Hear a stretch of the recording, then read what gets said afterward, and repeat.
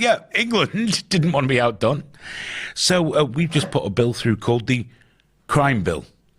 Not the most imaginatively titled of bills, but one big thing in this, by the way, politicians are already saying, no, look, we're going to put amendments into this to water it down. Don't panic. To which my response is, why didn't you do that in the fucking first place? Because I'm panicking. One thing this wonderful crime bill does is, you know that thing called protesting?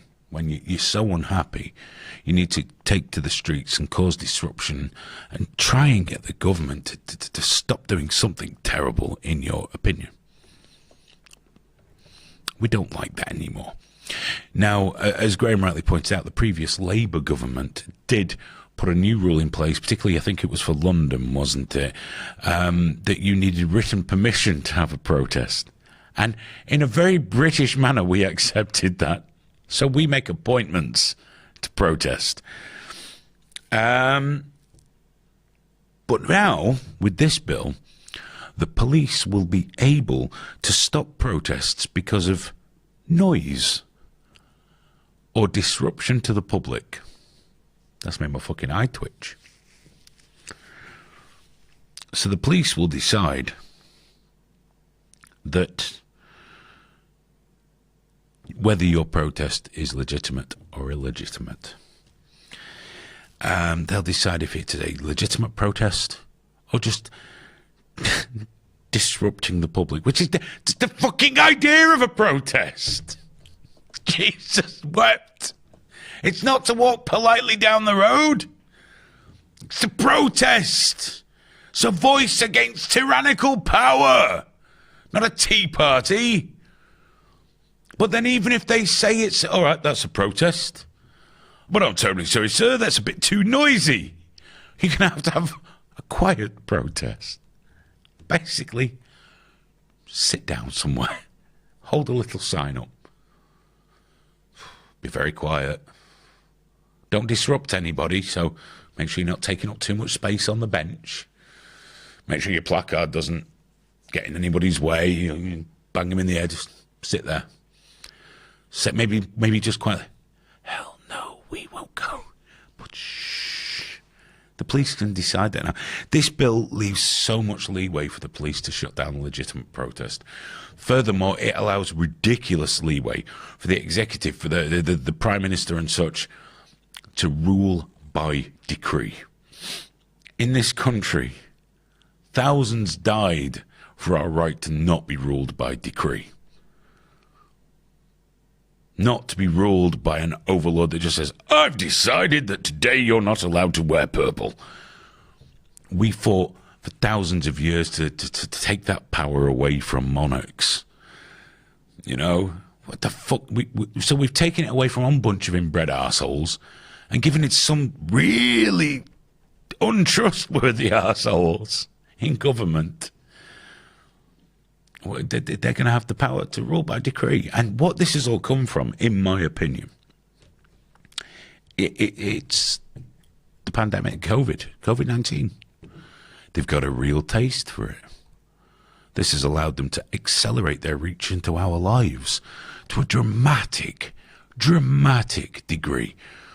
If you want graphic examples of how this was already working, Posey Parker, the feminist and not anti-trans campaign, that's the wrong thing, but against this trans activism that's getting into it, everybody's lives, arranged a protest. Now the police turned up because it was during lockdown and said, you can't do this. And she said, well, we're going to do it. So they arrested her. And she was asking, well, why can you have these other protests? Like Black Lives Matter, and the police responded, well, they're political. She said, well, this is women's rights. Well, it's not political. Under lockdown, basically rules, they just decided that what's political, what isn't. What's a valid protest and what isn't. Do you really want Plod deciding whether you're valid or not? Whether your opinion matters enough or not? And everybody looked the other way. Because fuck it, right? They're keeping us safe. Yeah.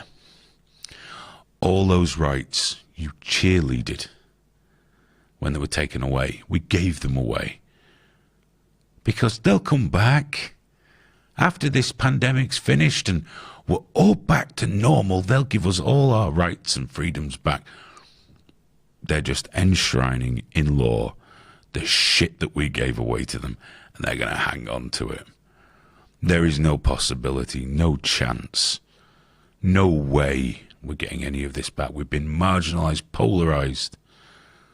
Look at where we're at. People hate each other because of whether they've had a vaccination or not. And I don't mean everyone that's had one hates everyone that hasn't. I mean both sides. It's venomous hate. The fact that anybody would consider that people should be forced to vaccinate beggars belief to me, because A, it's none of your fucking business. I'm probably going to take the vaccination. But if you choose not to, that's your business. Good luck. I support you. Because we can't enforce it.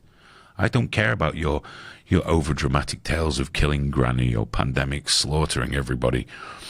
None of that matters, because it doesn't override an individual's right to sovereignty over their body.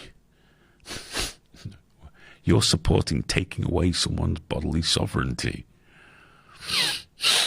Not because you give a fuck about anybody else's granny, because you're scared. I get it, it's fine. But don't be. You'll be okay. You get the vaccination, you'll be fine. You know? Maybe it does exactly what it says on the tin. Lessens chances of getting seriously ill. Good for you. There you go. Can't control everybody else, and we've got to stop this, and we have to stop this right fucking now. Because it's ridiculous that we should be supportive of a government taking away someone's sovereign right over their own body. The one thing that's fucking yours. And we've given it away. The only thing any of us actually own. Taken away. We've given it away because we're fucking stupid.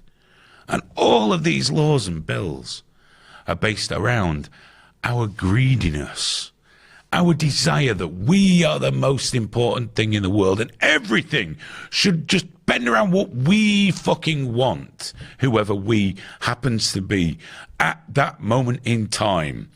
That's why we've had these ridiculously draconian fucking lockdowns that will kill hundreds of thousands of fucking people over the next few years. Closure of just countless businesses, putting countless people out of work. You're not one iota fucking safer for it. Death is the inevitable consequence of life. They always say, don't they, there's two things you can't avoid, death and taxes. There's just one you can't avoid. Death. Well, I don't want it to be now. You don't get a fucking choice. What if you die of the flu? Or some insect fucking stings you and you discover you've got like severe anaphylaxis and your fucking head swells until you choke. How many people do we lock away to protect a smaller group from death? Now, I don't know how many people would have died if we didn't fully lock down. But I do know, according to government figures, in excess of 250,000 people will die because of lockdown, because of the COVID panic. My mother-in-law was one of them. I know this is going to happen. And I'm not sure 250,000 people were going to die from COVID, because everyone tells me, well, 150,000 people died. They did die, but you can't appear to tell me how. Well, it was a contributory factor. But we've not lost as many old people to pneumonia over the last year. And you can't even discuss it now. Even me discussing it like this makes me a COVID-idiot, anti-vaxxer. I'm neither. I'm pro-choice. Yeah, I'm pro-choice. I've listened to the fors and against, and I will make my own decisions as everybody else should. Do it. Do what's right for you. Do what's right for your family. Have the courage of your convictions and go with it. But we've just fucked it all off and given it all away to people we can't trust with these things. Now, this all comes down to hate crime, doesn't it? A lot of the stuff we spoke about, not so much the COVID thing, but we spoke about hate crime, and I'm a firm believer that hate crime is a divisive, ineffectual in what it's supposed to affect idea. It does nothing but promote inequality. We already have laws against murder. And we've spoken about this before. The majority of murders are spur-of-the-moment decisions. The majority. The punishment or the consequence for your crime is rarely considered by a murderer. Because the ones that plan it are usually a little too far gone to worry about those things anyway. But the majority of spur-of-the-moment crimes, no real pre-planning. It's still murder. I'm not sure how saying, well, if you kill that white man, you might get 20 years. Or whatever the tariff is now. But if you kill a black man, and we decide that was done because you're a racist, you'll get 30 years. Now, I'm all for robust crime, but I don't buy the deterrent thing, because that does not work. If deterrence worked, we would not have crime. But we do. Hell, in the US, in some states, they fucking murder you slowly for murdering people. People are still murdering people. You create inequality. You sow division. You create problems. You create hatred. That's what you do. Because with these laws, you are telling, for example, a white man that his life is of lesser value. And it doesn't reflect well on anybody. You're telling ethnic minorities that you're special little people that need protected. Don't we just need better laws? Not extra ones for different people. We just need better laws.